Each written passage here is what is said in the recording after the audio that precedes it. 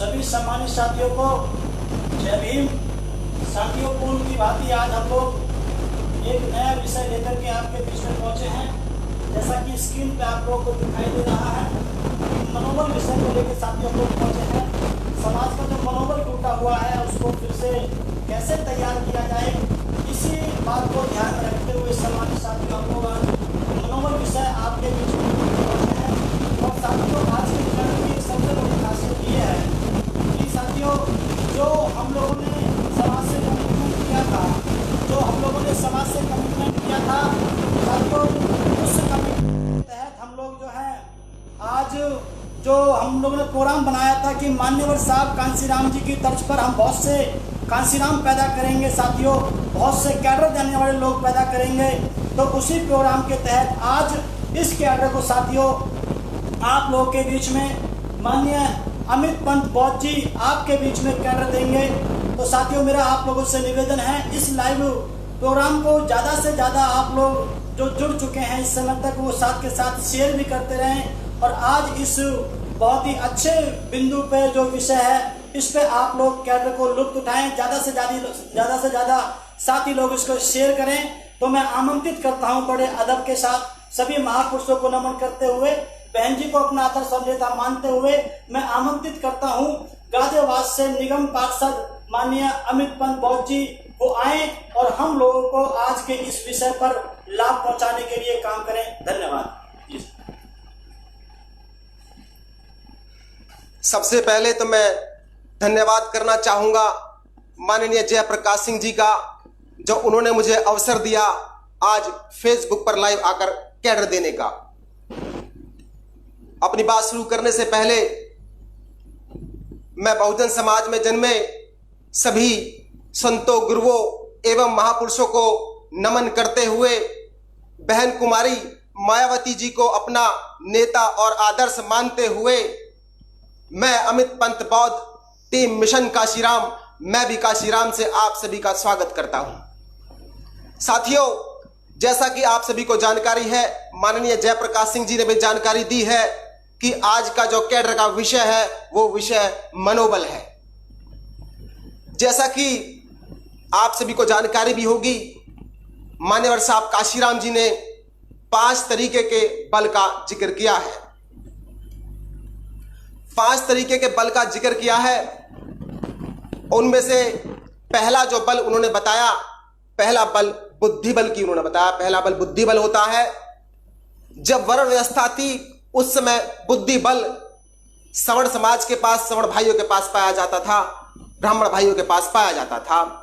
दूसरे जो बल की बात की है मान्यवर साहब ने, वो बाहुबल की बात की है। बाहुबल वर्ण व्यवस्था में वो क्षत्रिय समाज के पास पाया जाता था। तीसरे जो बल की बात की है वो तीसरा बल धन बल है।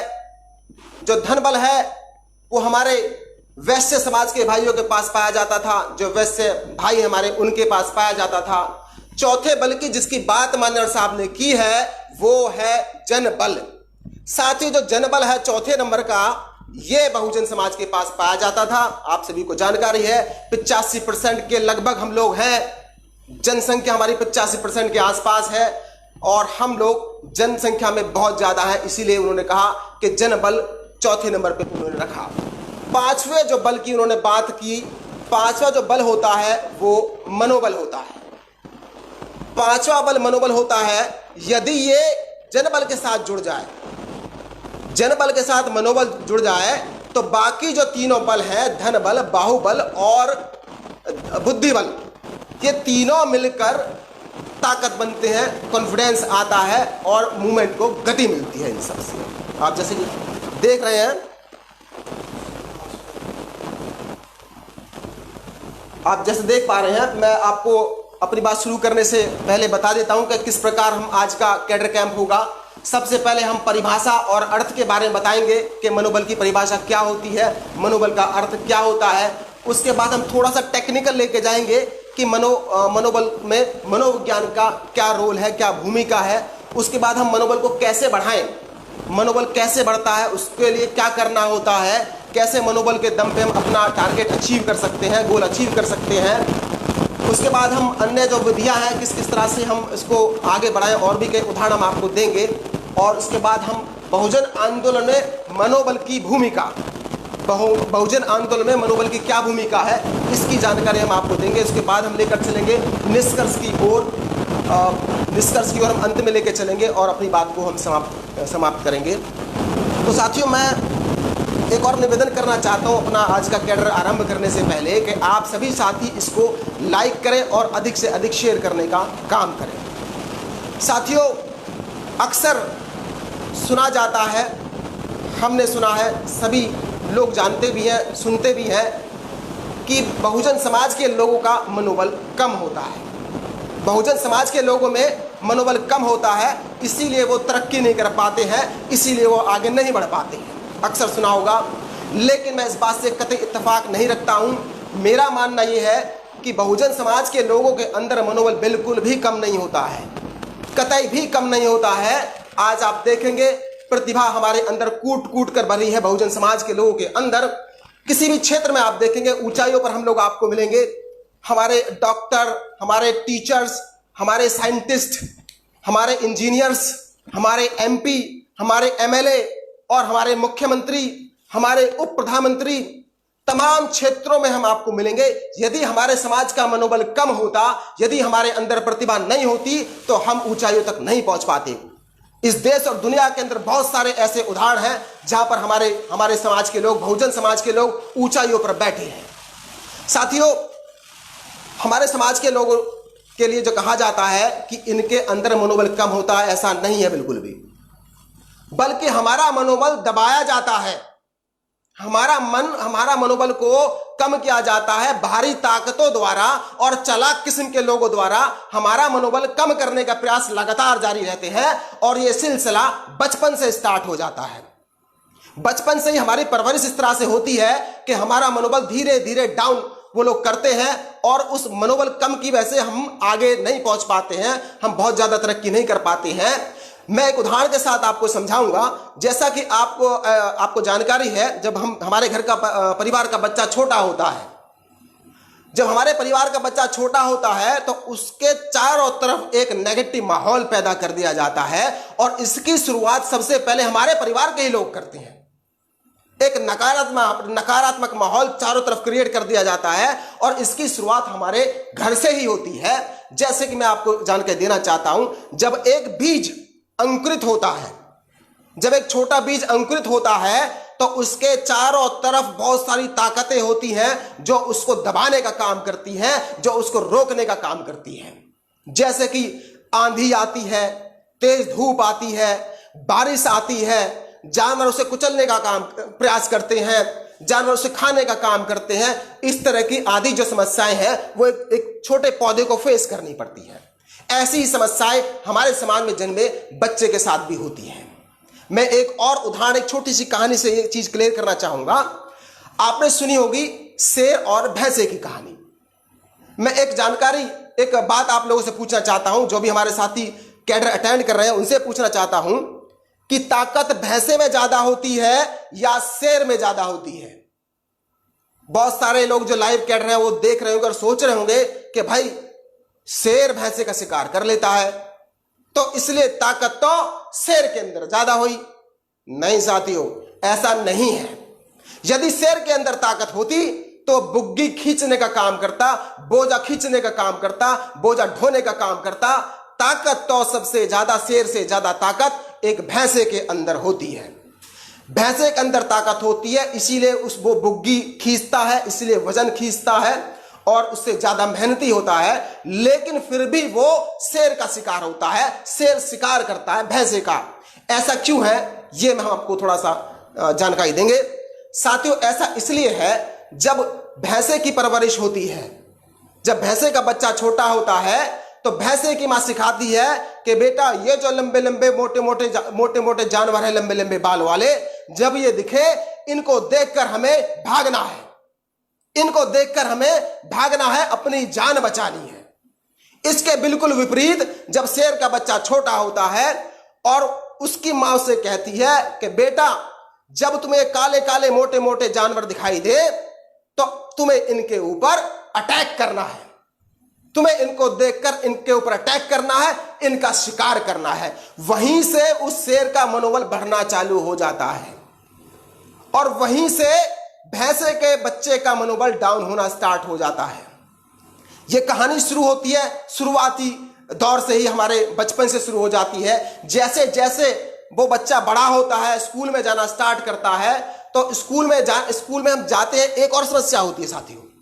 वो समस्या ये होती है, हम अक्सर अपने बच्चों को, अपने परिवार के लोगों को कहानियां सुनाया करते हैं कि हमारा शरीर, हमारा जो ये समाज है, हमारा समाज बहुत ही शोषित पीड़ित समाज रहा है, बहुत ही शोषित पीड़ित समाज रहा है। हमारे समाज के लोगों के पीछे झाड़ू बांध दी जाती थी, मटका बांध दिया जाता था। ऐसी आदि कहानियां हम अपने बच्चों को सुनाते हैं।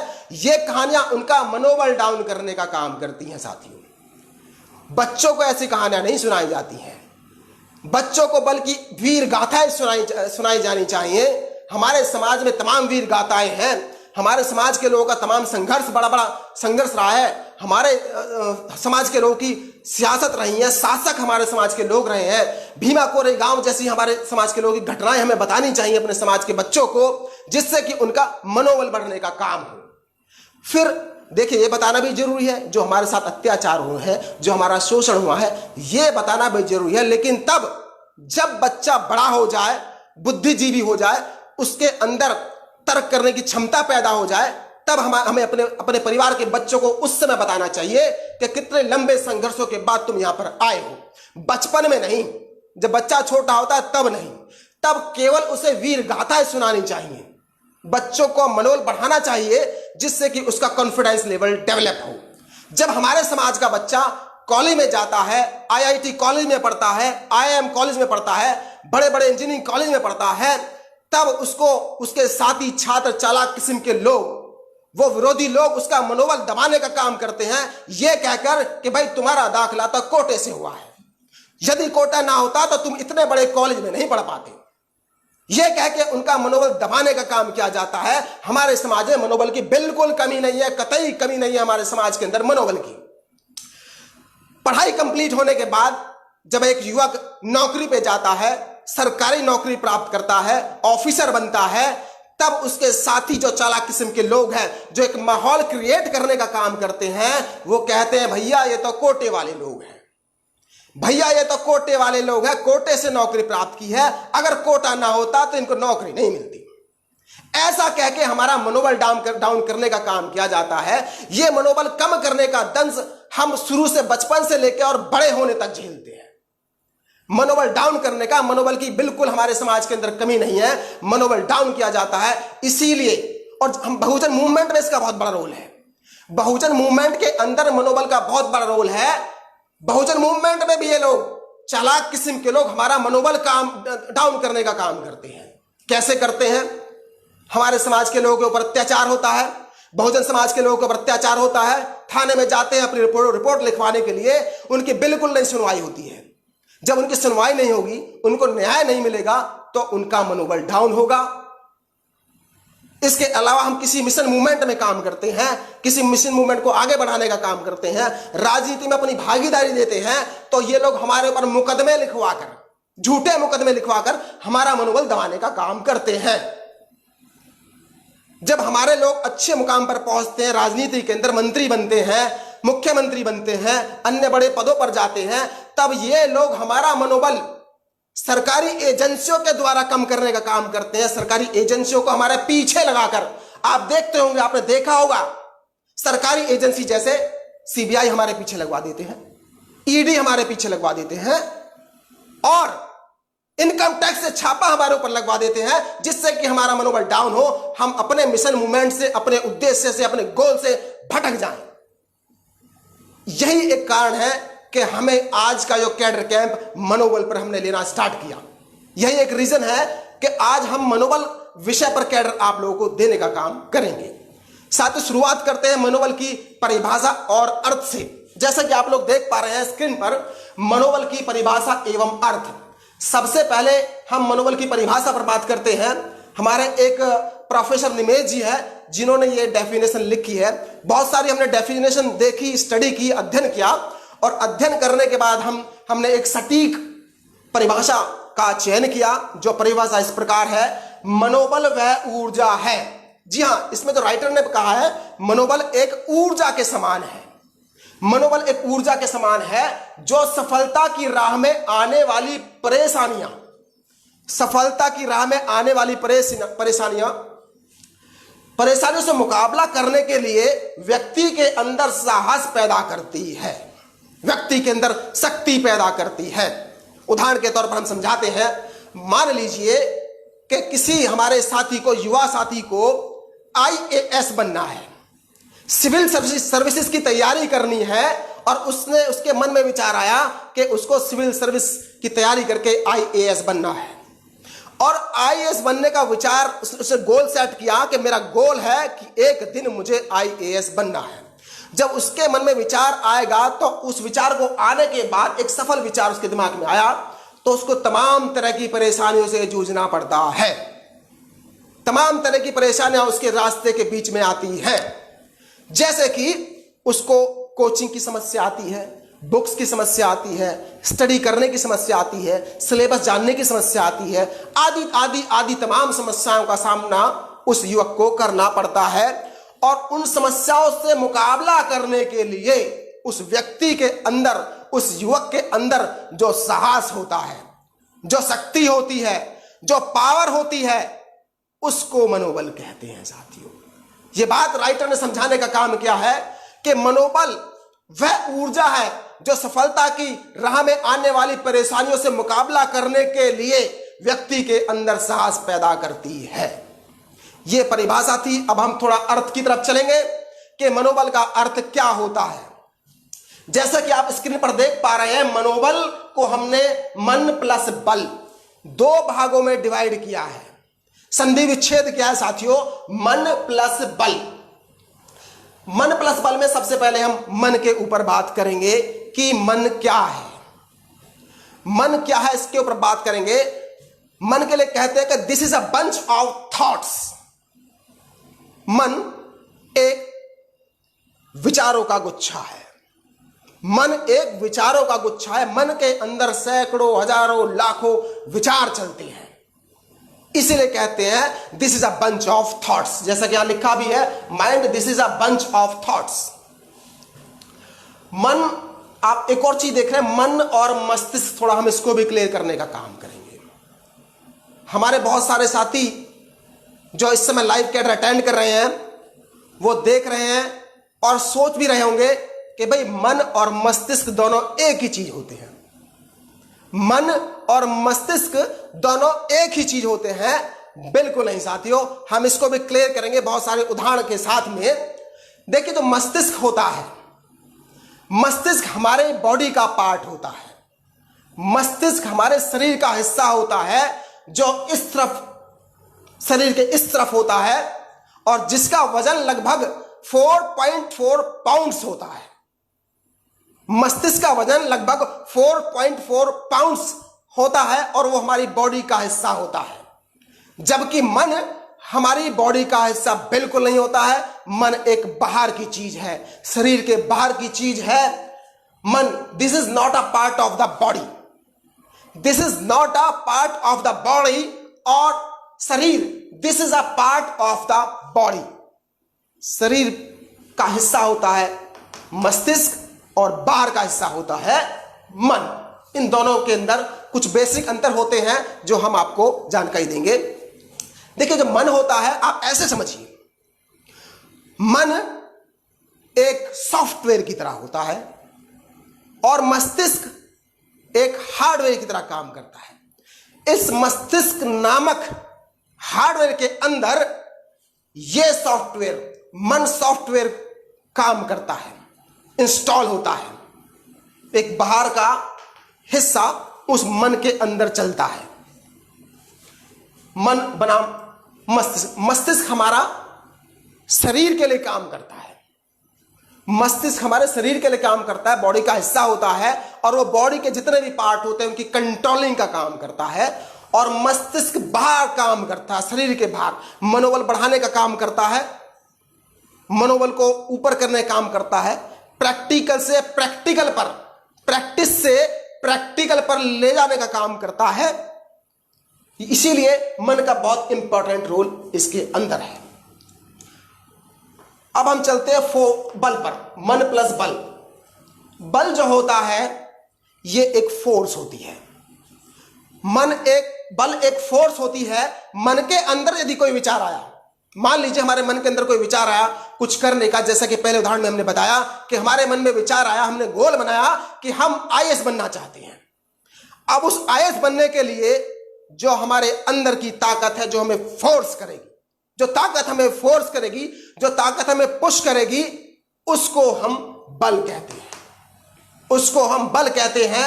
एक छोटे से आपको इसका पूरा सार करके बता देते हैं कि सकारात्मक सोच के लिए निरंतर प्रयास,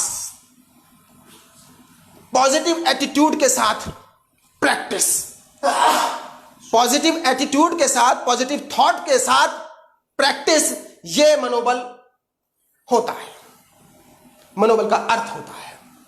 आगे चलते हैं हम साथियों। मनोविज्ञान, देखिए साथियों थोड़ा टेक्निकल की तरफ ले चलते हैं, क्योंकि मनोविज्ञान भी मनोबल का ही हिस्सा है। बिना मनोबल के कैडर के बिना मनोविज्ञान के मनोबल कैडर भी पूरा नहीं होता है। थोड़ा टेक्निकल है, थोड़ा देर से समझ आएगा, लेकिन मैं पूरी कोशिश करूंगा कि आपकी ये समझ में आए। एक दो उदाहरण देकर भी आपको समझाने का प्रयास करूंगा। साथियों मनोविज्ञान, मन प्लस विज्ञान। मन प्लस विज्ञान, मन का आपको हमने बताया, मन क्या होता है, ये थॉट्स ऑफ बंच होता है, और मन के अंदर प्रैक्टिस चलती है। मन के अंदर प्रैक्टिस चलती है, और वो प्रैक्टिस जब तक चलती है जब तक हमारा कॉन्फिडेंस जनरेट ना हो जाए, जब तक हमारा मनोबल जनरेट ना हो जाए, और जब हमारा मन कॉन्फिडेंस जनरेट होता है तो उसके बाद हम प्रैक्टिकल की ओर जाते हैं। प्रैक्टिकल साथियों, प्रैक्टिकल साइंस में देखो ये क्या कहा गया, साइंस क्या होता है, a knowledge which is gained by the practical, a knowledge which is gained by the practical, ये साइंस होता है। आर्ट के बारे में भी हमने उदाहरण के लिए लिखा है कि a knowledge which is gained by the practice, ये प्रैक्टिस आर्ट के लिए लिखा है और साइंस के लिए लिखा है a knowledge which is gained by practical knowledge, by practical। तो साथियों हम ये समझाना चाहते हैं कि प्रैक्टिस करते करते जब हम प्रैक्टिकल की ओर आते हैं, प्रैक्टिस करते करते जब हम प्रैक्टिकल की ओर आते हैं, तब हमारी नॉलेज गेन होती है। प्रैक्टिकल करते करते जब हम प्रैक्टिस करते करते माफी चाहता हूं, प्रैक्टिस करते करते जब हम प्रैक्टिकल की तरफ पहुंचते हैं, तब हमारी नॉलेज गेन होती है। इसीलिए इस कहा गया the knowledge, a knowledge which is gain by the practical. तो साथियों उम्मीद करता हूं समझ आया होगा। देखिए एक समय था, आदिकाल था। आदिकाल में जो इंसान था उस समय उसकी सोचने की क्षमता डेवलप हुई थी। जिस समय आदमी का, इंसान की उत्पत्ति हुई और उसने धीरे धीरे सोचना स्टार्ट किया, इंसान ने आविष्कार करने स्टार्ट किए, अपनी जरूरतों के हिसाब से आविष्कार स्टार्ट करने शुरू किए। जैसे कि आपने देखा होगा कि इंसान ने पहले आग जलाने की, पत्थरों से आग जलाने की उत्पत्ति की, दिमाग ने काम किया, मन ने काम किया, प्रैक्टिस हुई, पत्थर रगड़ रगड़ कर प्रैक्टिस हुई, और एक दिन उन्होंने आग जलाने का काम किया, आग जलाना सीख लिया। उसके बाद उन्होंने पहिए का आविष्कार किया। आपने सुना होगा पहिए का आविष्कार हुआ। पहिए के आविष्कार ने ऐसी क्रांति लाई कि बहुत सारे धीरे धीरे तरक्की बड़ी तेजी से हुई, तरक्की बड़ी तेजी से हुई इंसान की।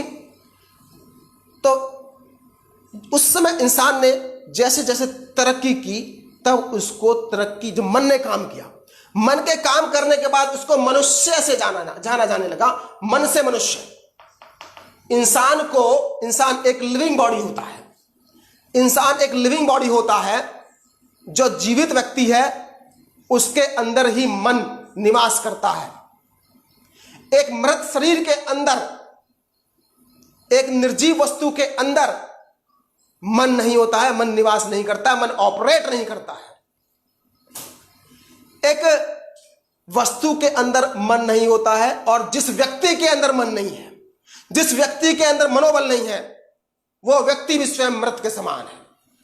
जिस व्यक्ति के अंदर मन नहीं, जिस व्यक्ति के अंदर मनोबल नहीं, वो व्यक्ति मृत के समान है।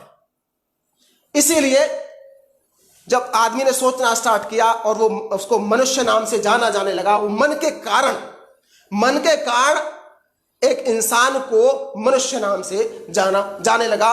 और साथियों, आपको पता है तथागत गौतम बुद्ध जी की पूरी रिसर्च, पूरा जीवन काल उनका मन के ऊपर रहा है। पूरी रिसर्च गौतम बुद्ध जी ने मन के ऊपर की। विपස්සना उन्होंने बताया, विपස්සना में मन किस तरह से मन को कंट्रोल किया जाता है, किस तरह से मनोबल हाई किया जाता है, पूरी रिसर्च तथागत जी की इसके ऊपर रही। साथियों, आगे जैसा कि नीचे आप देख रहे हैं, उद्देश्य गोल की प्राप्ति हेतु मनोबल की आवश्यकता। यह भी बहुत ही इंपॉर्टेंट विषय है, इंपॉर्टेंट चीज है।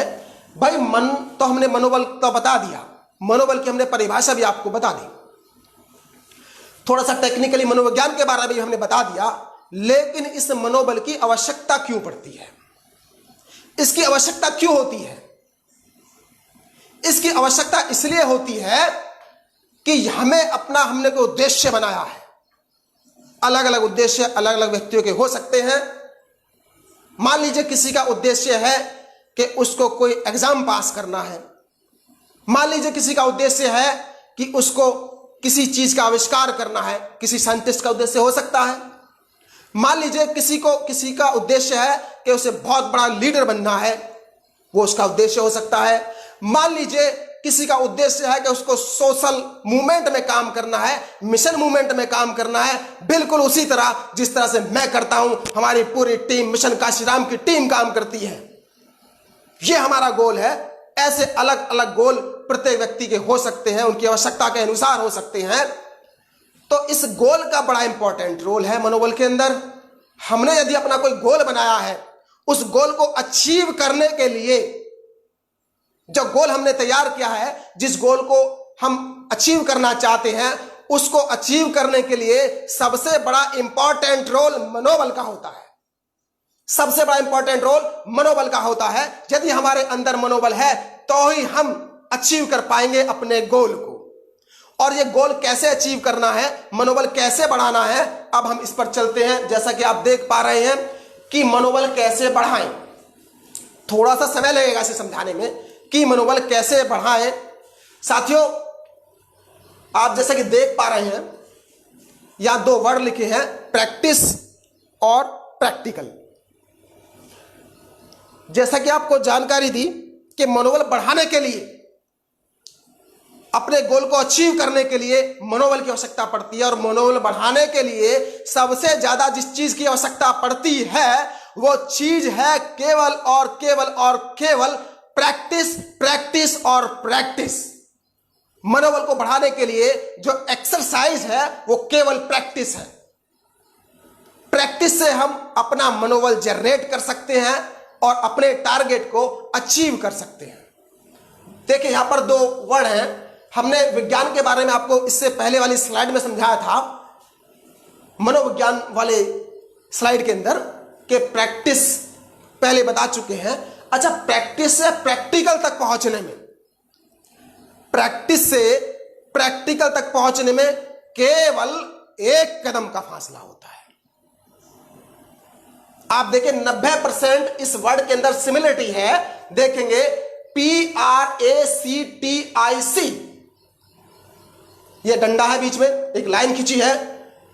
विज्ञान के अंदर भी PRACTIC और इस लाइन के बाद AL, इन दोनों वर्ड के अंदर 90% समानता है। ऊपर E अलग है और आगे नीचे वाले वर्ड में AL अलग है। तो प्रैक्टिस से प्रैक्टिकल तक पहुंचने में केवल एक कदम का फासला होता है। और इस एक कदम को पहुंचने के लिए हमें पूरी ताकत झोंकनी पड़ती है। हमें पूरी ताकत झोंकनी पड़ती है। हमें प्रैक्टिस करते करते प्रैक्टिकल तक पहुंचना पड़ता है। एक छोटा सा उदाहरण और आपको देकर समझाऊंगा किस तरह से। मान लीजिए आप किसी बड़े अधिकारी से मिलने जाते हैं, आप किसी पुलिस ऑफिसर से मिलने जाते हैं, चाहे वो एसएसपी हो, चाहे कमिश्नर हो, चाहे आईजी हो, चाहे डीआईजी हो, चाहे आईएएस हो, डीएम हो। आप यदि जब भी किसी बड़े अधिकारी के पास पहुंचेंगे, डायरेक्ट मान लीजिए आपकी पहली बार मुलाकात किसी बड़े अधिकारी से हो रही है, तो आप वहां पहुंचकर थोड़ा सा झिझकेंगे बात करने में। आपको लगेगा भाई ये बहुत बड़ा अधिकारी और हम एक छोटे से व्यक्ति, ये बहुत बड़ा अधिकारी और हम एक छोटे से व्यक्ति, तो हमारे अंदर झिझक होती है उससे बात करने के लिए। तो हम इस झिझक को कैसे समाप्त करें?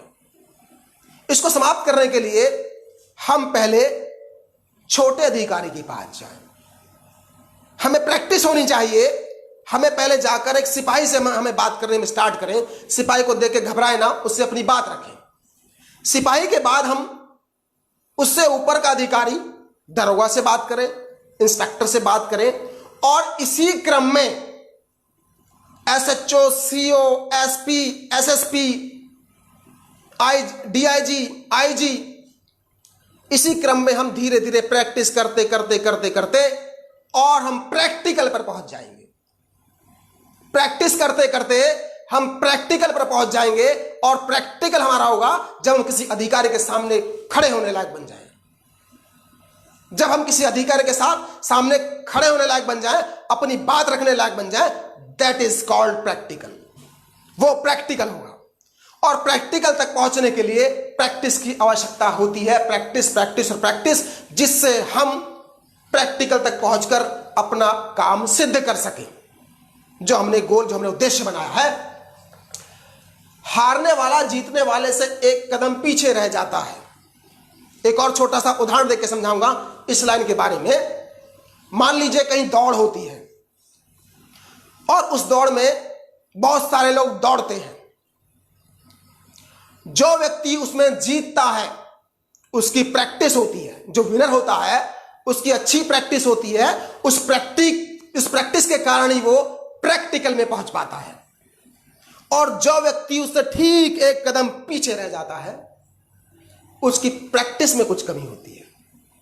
जो व्यक्ति उससे ठीक रनर अप रहता है उसकी प्रैक्टिस थोड़ी कम रहती है और उसको जीतने के लिए केवल एक कदम का फासला होता है और उस एक कदम तक पहुंचने के लिए उसको प्रैक्टिस की आवश्यकता होती है। प्रैक्टिस। उस दौड़ को जीतने के लिए उसे प्रैक्टिस की आवश्यकता होती है। आगे जो हम आपको इसमें लिखा है, practice makes a man perfect. दोस्तों जान लीजिए, मनोबल को बढ़ाने का सबसे बड़ा और सबसे इंपॉर्टेंट जो चीज है वो केवल प्रैक्टिस है। इसीलिए ये सेंटेंस लिखा हुआ है, practice makes a man perfect. बहुत सारे लोगों ने सुना होगा कि प्रैक्टिस व्यक्ति को परफेक्ट बनाती है। प्रैक्टिस करने से, जब हम प्रैक्टिस करते हैं तो प्रैक्टिस से ही एक चीज जनरेट होती है। प्रैक्टिस करने से एक चीज जनरेट होती है, क्रिएट होती है। एक चीज क्रिएट होती है, वो है मनोबल। जब हम किसी चीज की बार बार प्रैक्टिस करेंगे तो प्रैक्टिस करने से हमारा मनोबल क्रिएट होता है। प्रैक्टिस करने से हमारा मनोबल क्रिएट होता है और यही मनोबल हमारे अंदर परफेक्शन लाता है। यही मनोबल हमारे अंदर परफेक्शन लाता है और उस परफेक्शन से हम प्रैक्टिकल की ओर आकर हम परफेक्ट हो जाते हैं। इसीलिए कहा गया practice makes a man perfect. Practice करने से मनोबल क्रिएट होता है और वो मनोबल हमें हमारे अंदर परफेक्शन लाता है और उस परफेक्शन से हम परफेक्ट हो जाते हैं। साथियों, कुछ उदाहरण आपके सामने हैं। यहां पर अब्राहम लिंकन जी का उदाहरण है, जो कि अमेरिका के 16वें राष्ट्रपति रहे हैं। भीमा कोरेगांव का उदाहरण है, बहुत बड़ी घटना बहुजनों के इतिहास की रही है। तो पहले बात करते हैं अब्राहम लिंकन जी के बारे में। अब्राहम लिंकन जी ऐसे शख्सियत रहे हैं अमेरिका के अंदर कि जिस समय उनका जन्म हुआ एक झोपड़ी में उनका जन्म हुआ। बड़े गरीब परिवार से थे, झोपड़ी में उनका जन्म हुआ, और जिस समय उनका जन्म हुआ वो ऐसा दौर था उस समय, क्योंकि अश्वेत थे, क्योंकि ये अश्वेत थे और अश्वेत से गुलामी कराई जाती थी। अश्वेत लोग अमेरिका के अंदर गुलाम होते थे। एक तो अश्वेत, ऊपर से गुलाम। इनका शुरू से इनका जीवन संघर्षों से गुजरता रहा, और इन्होंने अपनी पढ़ाई अंगीठी की रोशनी में, आपने तो सुना होगा कि हमारे बहुत सारे लोगों ने डिबिया में पढ़े हैं, मोमबत्ती में पढ़े हैं, स्ट्रीट लाइट में पढ़े हैं। यह व्यक्ति वो है जिसने अपनी आरंभिक पढ़ाई मजदूरी करते करते, जहां मजदूरी करते थे वहां की भट्टी की रोशनी से इन्होंने पढ़ाई की। पढ़ाई के बाद जब ये जवान हुए, इन्होंने व्यापार स्टार्ट किया। व्यापार में घाटा आ गया। व्यापार में घाटा आने के बाद इन्होंने कचहरी चले गए, और कचहरी जाने के बाद अपनी वकालत भी इन्होंने स्टार्ट कर दी, और एक दिन वकील भी हो गए। इसी दौरान इन्होंने सबसे पहला चुनाव एक काउंसलर से स्टार्ट किया, जिसे हम सभासद कह देते हैं, पार्षद कह देते हैं। पहला चुनाव इन्होंने वहां से स्टार्ट किया, और वहां के बाद इन्होंने कोई भी चुनाव नहीं छोड़ा। सभी चुनाव लड़ते चले गए, कई बार चुनाव लड़े, प्रत्येक बार इनको हार मिली, और एक बार तो ये अवसाद में चले गए। साथियों, अवसाद में चले गए, डिप्रेशन में आ गए, फिर भी इनकी हिम्मत ने जवाब नहीं दिया। हिम्मत इनके अंदर थी, हिम्मत बनाए रखी, और इसी हिम्मत के कारण ये अमेरिका के 16वें राष्ट्रपति बने।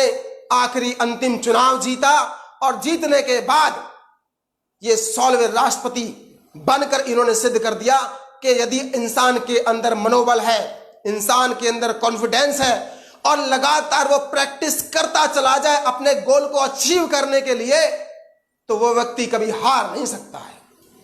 वो व्यक्ति कभी हार नहीं सकता है। ये अब्राहम लिंकन जी ने सिद्ध कर दिया। इसके साथ ही जो अगला उदाहरण है वो भीमा कोरेगांव का उदाहरण है। बहुजन समाज में जन्मे सभी हमारे साथी जानते होंगे भीमा कोरेगांव की घटना को। भीमा कोरेगांव की घटना ऐसी घटना है जिसमें केवल मात्र 500 सैनिकों ने 28,000 सैनिकों को हराने का काम किया। जी हां सर, बहुत बड़ी बात है, बहुत ही बड़ी बात है कि मुझे ऐसा लगता है कि इस देश के अंदर, भारत देश के अंदर इतनी बड़ी घटना कोई भी नहीं है जितना मैं जानता हूं इतिहास के बारे में, कि 500 लोगों ने, केवल मात्र 500 लोगों ने 28,000, बहुत बड़ी सेना, 28,000 सैनिकों को हराने का काम किया। ये केवल और केवल कॉन्फिडेंस की बदौलत, केवल और केवल मनोबल की बदौलत। भाई इनके पास जो ये सैनिक थे, 500 सैनिक थे, बहुत अभ्यस्त नहीं थे, बहुत बड़े इनके पास हथियार नहीं होंगे, बहुत ज्यादा इनकी प्रैक्टिस नहीं हुई होगी, लेकिन मनोबल था इनके अंदर, मनोबल था जिसके कारण इन्होंने सिद्ध कर दिया कि कैसे मनोबल के दम पर हम 28,000 क्या, अगर वो उससे भी ज्यादा होते तो उनको हराने का काम करते। ये केवल मनोबल के कारण ही सिद्ध हो पाया है। साथियों, आगे हम अन्य मनोबल बढ़ाने की और भी विधियां होती हैं कि मनोबल हम कैसे बढ़ाएं, उसके बारे में भी थोड़ी जानकारी देते हैं। साथियों, जैसा कि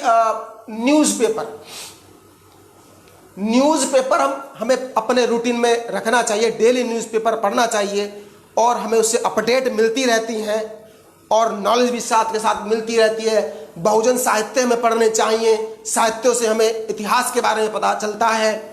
अपने साहित्य, बहुजन समाज के साहित्य पढ़ने चाहिए, कैडर कैंप अटेंड करने चाहिए। जैसे कि आपको जानकारी है, माननीय जयप्रकाश सिंह जी प्रत्येक रविवार को फेसबुक पर लाइव आकर कैडर देने का काम करते हैं। इस तरह के कैडर भी अटेंड करने चाहिए। और सामाजिक सक्रियता, एक हमारे अंदर कॉम्प्लेक्सन होता है, हीन भावना होती है हमारे अंदर,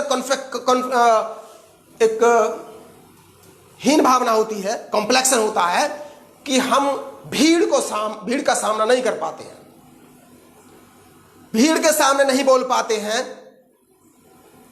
उसके लिए हमें भीड़ में जाकर अपनी सक्रियता बढ़ानी चाहिए। पहले भीड़ में जाकर देखना चाहिए, ऑब्जर्व करना चाहिए, फिर जो मन के अंदर बात है वो अपने संगी किसी साथी को, किसी दोस्त को बतानी चाहिए। उसके बाद 4 लोगों को समझानी चाहिए, और जब 4 लोगों के सामने हमारे अंदर मनोबल बढ़ जाए और उनको बताने के लिए हम सक्षम हो, तो उसको फिर बड़े मंच पर आकर भीड़ के आगे समझानी चाहिए। और भीड़ के बाद जो बड़े बड़े मंच होते हैं वहां जाकर अपनी बात को हमें प्रेजेंट करना चाहिए। सामाजिक सक्रियता इसी को कहते हैं, समाज के अंदर एक्टिव रहना चाहिए। और एक एक्सरसाइज है, बड़ी पुरानी एक्सरसाइज है, बचपन से हम लोग सुनते आए हैं। बचपन से सुनते आए हैं कि दर्पण के सामने प्रैक्टिस करना। सभी लोग सुनते हैं कि दर्पण के सामने प्रैक्टिस करने से मनोबल बढ़ता है। बिल्कुल सही बात है साथियों। हम अकेले भी प्रैक्टिस कर सकते हैं, बोलने की प्रैक्टिस कर सकते हैं, अपने आप को प्रेजेंट करने की प्रैक्टिस कर सकते हैं, दर्पण के सामने आकर अपने एक्सप्रेशन चेक कर सकते हैं कि जिस समय हम बोल रहे हैं तो हम कैसे लग रहे हैं। बहुत ही इंपॉर्टेंट चीज है दर्पण के सामने प्रैक्टिस करना। साथियों, एक ये 2 लाइन का सेंटेंस है। जब भी कोई व्यक्ति बहुत अच्छा परफॉर्म करता है तो लोग कहते हैं कि ऊपर वाले ने क्या टैलेंट दिया है। जब भी कोई व्यक्ति अच्छा परफॉर्म करता है तो आपने अक्सर सुना होगा उस व्यक्ति के बारे में कि वाह, ऊपर वाले ने क्या टैलेंट दिया है। ऊपर वाले ने क्या टैलेंट दिया है। भाइयों, कौन है ये ऊपर वाला? हमारे जो साथी लाइव देख रहे हैं वो बताइए कौन है ऊपर वाला। तो ज्यादातर हमारे साथियों का जो जवाब होगा वो होगा वो ऊपर वाला। ज्यादातर हमारे साथियों का जवाब होगा कि वो ऊपर वाला। हम उस ऊपर वाले की बात नहीं कर रहे हैं दोस्तों, हम उस ऊपर वाले की बात नहीं कर रहे हैं। हम जिस ऊपर वाले की बात कर रहे हैं वो हमारी बॉडी का ऊपर वाला है। वो हमारी बॉडी का ऊपर वाला है। जब कोई व्यक्ति बहुत अच्छा परफॉर्म करता है तो लोग कहते हैं कि ऊपर वाले ने क्या टैलेंट दिया है। उस ऊपर वाले ने टैलेंट नहीं दिया है। ये टैलेंट उस ऊपर वाले ने नहीं दिया है। ये हमारी ही बॉडी के पार्ट, हमारी बॉडी का हिस्सा जो शरीर में सबसे ऊपर होता है, ये वाला हिस्सा, इस ऊपर वाले की बात होती है। इस ऊपर वाले ने वो टैलेंट दिया है और इस ऊपर वाले हिस्से के अंदर ही हमारा मन होता है और इस ऊपर वाले हिस्से के अंदर ही हमारा मनोबल होता है। ये जो एक्स्ट्रा परफॉर्म होता है ना, ये कॉन्फिडेंस से आता है। और यदि वो ऊपर वाला देता, यदि अच्छा परफॉर्मेंस को ऊपर वाला देता तो किसी को प्रैक्टिस की जरूरत नहीं थी, किसी को पढ़ने की जरूरत नहीं थी। आप बिना पढ़े आईएएस बन जाते, आप बिना प्रैक्टिस के आपके अंदर क्वालिटियां आ जाती। आप क्रिकेट खेलते तो जरूरत नहीं थी, सीधे बड़े होते बल्ला उठाते और छक्के छक्के छक्के छक्के मारना शुरू कर देते। लेकिन ऐसा नहीं होता ना, क्योंकि ऊपर वाला वो नहीं, ऊपर वाला हमारा मनोबल है, हमारे बॉडी का हिस्सा है। तो इसमें आप कंफ्यूज ना हो। ये अक्सर कहा जाता है ऊपर वाले ने टैलेंट दिया है। ये ऊपर वाले ने टैलेंट हमारी बॉडी के अंदर जो हमारा मस्तिष्क निवास करता है, ये ऊपर वाला है। इसके अंदर मन होता है और उस मन के अंदर मनोबल होता है और वो मनोबल प्रैक्टिस से बढ़ता है, प्रैक्टिस से क्रिएट होता है। उसने हमें टैलेंट दिया है, उसने हमारे अंदर कॉन्फिडेंस दिया है। उसके दम पर ही हमने वापस बोलिए, उसके दम पर ही हमारे अंदर हम अच्छा परफॉर्म कर पाते हैं। उदाहरण के तौर पर समझाना चाहूंगा, आपने क्रिकेट देखा है, हमारे बहुत सारे साथी क्रिकेट देखने के शौकीन होते हैं और वो क्रिकेट में देखते हैं कि जो राइट्स खेलने वाला है, राइट हैंड बैट्समैन होता है, वो कभी कभी उल्टा होकर ऐसे करके पीछे छक्का मार देता है। आपने देखा होगा कि राइट हैंड बैट्समैन उल्टी तरफ आता है और पीछे की तरफ छक्का मार देता है। तो यह कैसे संभव हो पाया भाई? यह कैसे संभव हो पाया? इसके लिए किसी भी कार्य को लोगों की परवाह किए बगैर सबसे पहले और सबसे अलग करने की जिद। किसी भी कार्य को लोगों की परवाह किए बगैर सबसे पहले और सबसे अलग करने की जिद, ये उसको इस बात के लिए प्रेरित करती है कि कोई भी व्यक्ति जो राइट हैंड का बैट्समैन है वो उल्टा लेफ्ट हैंड आकर भी छक्का मार सकता है। एडिसन का आपने नाम सुना होगा। हजारों बार प्रैक्टिस करने के बाद उन्होंने आविष्कार किए, अपने मुकाम पर पहुंचे। न्यूटन का नाम आपने सुना होगा। मैं एक और उदाहरण देकर समझाना चाहता हूं। न्यूटन का नाम आपने सुना होगा। एक बार न्यूटन पेड़ के नीचे बैठे थे और पेड़ से फल नीचे गिरा। जब फल नीचे गिरा तो उन्होंने सोचा कि भाई ये फल नीचे क्यों गिरा, ये ऊपर क्यों नहीं गया, ये फल नीचे क्यों गिरा, ये तो ऊपर भी जा सकता था। तो उन्होंने अपने दोस्तों से साझा कहा, भाई ये फल नीचे क्यों गिरा, ऊपर क्यों नहीं गया। मतलब ये कि किसी भी कार्य को लोगों की परवाह किए बगैर उन्होंने लोगों की परवाह नहीं की। उन्होंने पूछना स्टार्ट किया तो लोगों ने उनका मजाक उड़ाना स्टार्ट कर दिया। कह रहे ये तो पागल हो गया, बताओ कैसी बात कर रहा है, बताओ कैसी बात कर रहा है कि फल नीचे क्यों गिरा। अरे फल तो नीचे गिरता है, ऊपर थोड़ी गिरता है। लोगों ने उसका मजाक बनाना स्टार्ट किया, लेकिन उसने लोगों की परवाह नहीं की। न्यूटन ने लोगों की परवाह नहीं की और सबसे पहले प्रयास किया कि मैं बताऊंगा कि यह फल ऊपर क्यों नहीं गया, यह फल नीचे क्यों गिरा, यह मैं बताऊंगा। और ये उसके अंदर मनोबल था, उसके अंदर जिज्ञासा थी कि मैं इस बात को जानूंगा कि फल ये नीचे ही क्यों गिरा। और फिर उसने सबसे अलग करने की जिद ठानी कि मैं इसको करके दिखाऊंगा। और करके दिखाया। न्यूटन का सिद्धांत आप जानते होंगे, साइंस से पढ़े हुए छात्र जानते होंगे। वैसे तो सभी को जानकारी है कि न्यूटन का सिद्धांत क्या होता है। पृथ्वी के अंदर गुरुत्वाकर्षण शक्ति होती है जो अपनी ओर खींचने का काम करती है। यह बात न्यूटन ने बताने का काम किया। लोगों की परवाह किए बगैर, लोग मजाक के बगैर लोग हंसी उड़ाते हैं, उसे बिल्कुल परवाह नहीं की। और सबसे पहले उसने करके दिखाया कि किस तरह से फल नीचे गिरता है, उसका कारण क्या होता है। यह सबसे पहले करना एक आर्ट होती है। एक आर्ट होती है सबसे पहले करना। आपने देखा होगा ज्यादातर हमारे जो महापुरुष रहे हैं, किसी भी समाज के महापुरुष रहे हैं, वो आगे आगे होते हैं और भीड़ उनके पीछे पीछे होती है। वो आगे आगे होते हैं और भीड़ उनके पीछे पीछे होती है, क्योंकि उनके अंदर सबसे पहले करने की जिद होती है। वो सबसे पहले करके दिखाते हैं, पीछे तो भीड़ चलती है।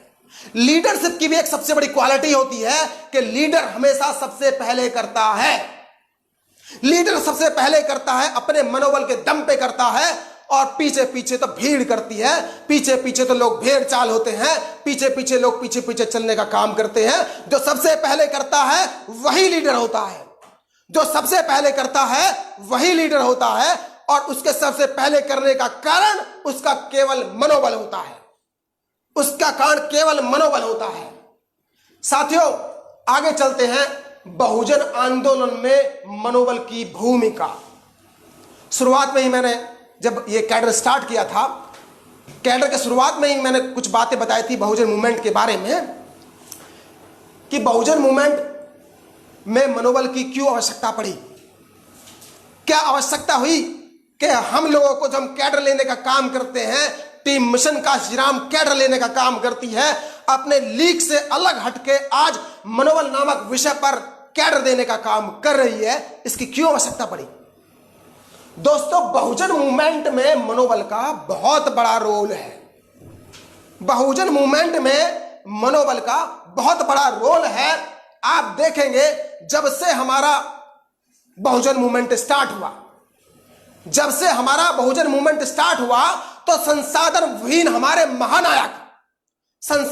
हमारे महानायक फूले साहब, बाबा साहब, मान्यवर साहब इस मूवमेंट को वहां से लेकर और यहां तक ले आए हैं। वहां से लेकर यहां तक ले आए हैं हमारे बहुजन मूवमेंट के हमारे महापुरुष। और यहां तक लाने में उनके पास क्या था? उनके पास था तो केवल और केवल कॉन्फिडेंस। उनके पास था तो केवल मनोबल, जिसके दम पर वहां से लेकर और यहां इस मूवमेंट को लाकर उन्होंने खड़ा कर दिया। इस मूवमेंट को उस समय से लेकर आए जिस समय संसाधन नहीं हुआ करते थे, जिस समय उनका घोर विरोध हुआ करता था।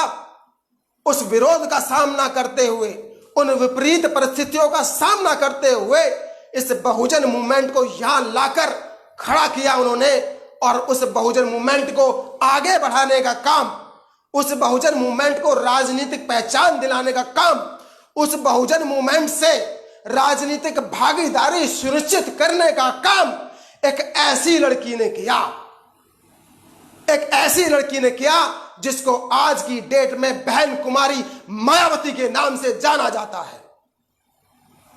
एक ऐसी लड़की ने किया जो 70 के दशक में, जिस समय हमारे बहुजन समाज की तो छोड़ दीजिए, जिस समय सवर्ण समाज की महिलाओं का भी घर से निकलना अच्छा नहीं माना जाता था, जिस समय सवर्ण समाज की महिलाओं का भी घर से निकलना अच्छा नहीं माना जाता था, उस दौर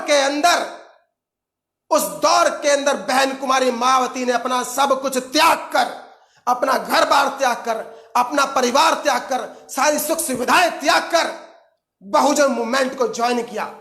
और बहुजन मूवमेंट को ज्वाइन करके उन्होंने अपने अदम्य साहस, अपनी ओजस्वी बाणी और ऊर्जा से भरे मनोबल के साथ पूरे समाज को एक करके, ना कि बहुजन समाज को एक करके, पूरे समाज को एक करके इस देश के सबसे बड़े सूबे, सबसे बड़े प्रदेश उत्तर प्रदेश के अंदर 4 बार सरकार बनाकर बहुजन समाज के साथ साथ सर्व समाज का नाम रोशन किया, सर्व समाज का कॉन्फिडेंस बनाने का काम किया बहन कुमारी मायावती जी ने।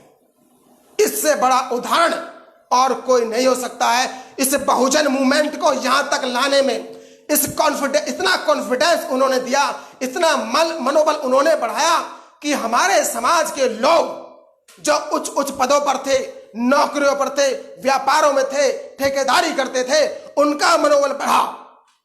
और आप देखेंगे उनका मनोबल बढ़ा, आप देखेंगे, नोट करेंगे कि इस दौर में भी मनोबल को दबाने का काम किया जाता है, मनोबल को कम करने का काम किया जाता है। तमाम एजेंसियां मनोबल घटाने का काम करती हैं।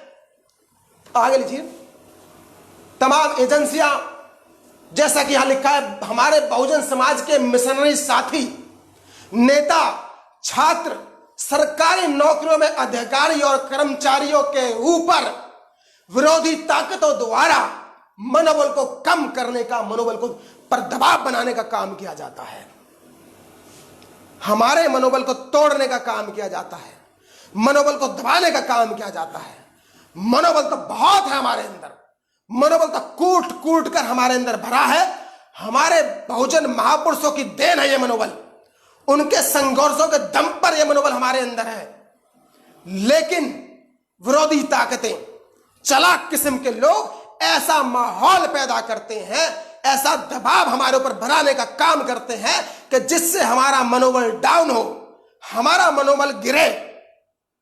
ये काम ये लोग सरकारी एजेंसियों से भी करने का काम करते हैं। जिस समय मैंने कैडर स्टार्ट किया उस समय मैंने जानकारी भी दी कि सरकारी एजेंसियां जैसे कि वो दबाव बनाते हैं पुलिस के द्वारा, वो दबाव बनाते हैं सीबीआई के द्वारा, वो दबाव बनाते हैं हमारे ऊपर ईडी के द्वारा, और वो दबाव बनाते हैं हमारे ऊपर ईडी के अलावा इनकम टैक्स के द्वारा। और भी बहुत सारी एजेंसियां हैं, और भी बहुत सारे तरीके हैं जो ये अपनाते हैं, और बहुत सारे हथकंडे हैं जो ये हमारे ऊपर बहुजन समाज में काम करने वाले मिशन मूवमेंट के लोगों के ऊपर दबाव बनाते हैं, उनका मनोबल डाउन करने के लिए। ऐसे तमाम काम ये करते हैं। या लिखा भी है, सरकारी एजेंसियों का इस्तेमाल करके बहुजन आंदोलन को कमजोर करना। नीचे वापस है, नीचे ये अंकुरित बीज और भैंसे का उदाहरण मैं आपको पहले ही दे चुका हूं, शुरुआत में ही जब कैडर स्टार्ट हुआ था, कि अंकुरित बीज जब छोटा होता है, वो अंकुरित होता है, तमाम तरह की बाहरी विरोधी ताकतें उसको दबाने का काम करती हैं। भैंसे के उदाहरण में आपने देखा कि भैंसा ताकतवर तो होता है, लेकिन उसका मनोबल डाउन होता है, और मनोबल डाउन होने की शुरुआत उसके शुरुआती दिनों में उसके बचपन से ही हो जाती है। इसलिए बचपन में बच्चों का मनोबल बढ़ाने का काम करना चाहिए, बजाय उनको अपने शोषित की कहानियां सुनाने के। उनको अपनी वीर गाथाएं सुनानी चाहिए, उनको बहुजन समाज की वीर गाथाएं सुनानी चाहिए। उनको बताना चाहिए कि तुम इस देश के शासक हो, तुम्हारे समाज के लोगों ने इतिहास लिखा है, तुम्हारे समाज के लोग इस दुनिया के सबसे विद्वान व्यक्ति हैं। ऐसी बातें उनको बताकर उनका मनोबल बढ़ाने का काम करना चाहिए।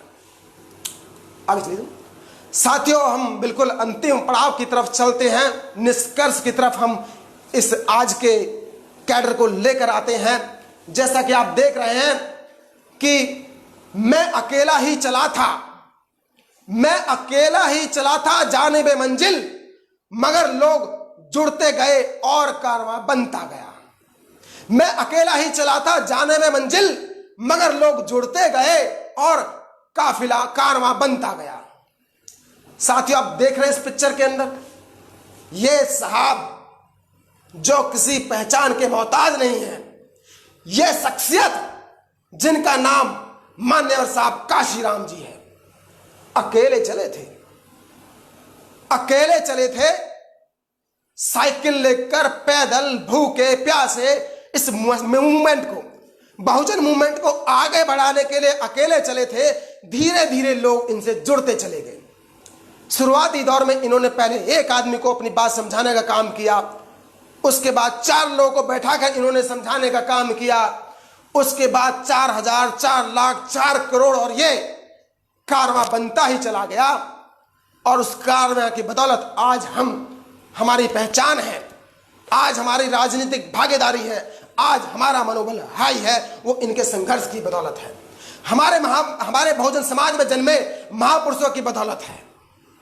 साथियों, संत रविदास जी ने भी कहा है, यहां लिखा है, मन के हारे हार है और मन के जीते जीत।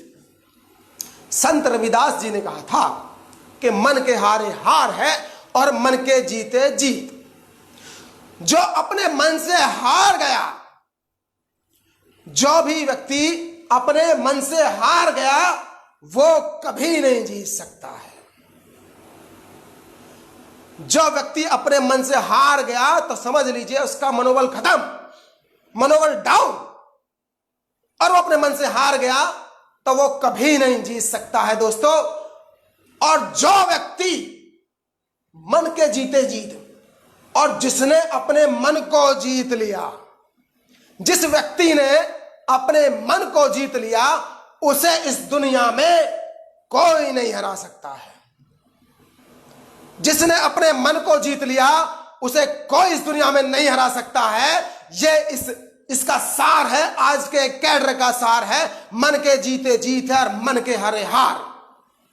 साथियों, उम्मीद करता हूं कि आप सभी साथियों को आज का कैडर पसंद आया होगा, आज के कैडर ने आपका मनोबल बढ़ाने का काम किया होगा। आप सभी अपने परिवार के बच्चों को, अपने समाज के युवाओं को, अपने समाज के लोगों को इस कैडर को दिखाने का काम करें, इस कैडर की जानकारी दें, उनका मनोबल बढ़ाने का काम करें, उनको बताएं कि किस तरह से मनोबल बढ़ाया जाता है। और इस बहुजन मूवमेंट को आगे बढ़ाने के लिए, क्यों मनोबल की आवश्यकता है, यह जानकारी देने का काम करें सभी साथियों को। और साथ ही साथ इस कैडर को खत्म होने के बाद भी, इस कैडर को समाप्त होने के बाद भी इसको लगातार शेयर करते रहे, लगातार लाइक करते रहे, और अपने विचार भी कमेंट बॉक्स में जाकर अपने विचार भी देते रहे कि आज का कैडर आपको कैसा लगा। क्या आज के कैडर से आपका मनोबल बढ़ा? क्या आज के कैडर से आपको लगा कि हम अपना मनोबल बढ़ा सकते हैं? क्या आज के कैडर से आपको लगा कि हम कैसे अपने युवा साथियों का, अपने साथियों का, अपने बच्चों का मनोबल बढ़ाएंगे? ये अपने कमेंट, अपने सुझाव कमेंट बॉक्स में अवश्य दें।